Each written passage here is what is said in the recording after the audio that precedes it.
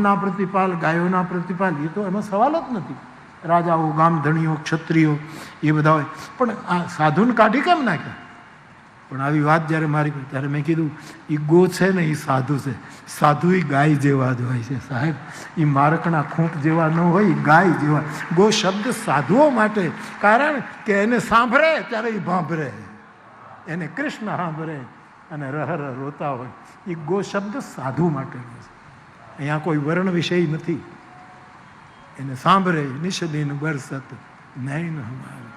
સાધુને જ્યારે ગોવિંદ સાંભળે અને પછી ભાંભરે, જેમ ગાય ભાંભરે, પોતાનું વાછરડું યાદ આવે. તો સાહેબ આને એનો પગ તોડી નાખ્યો.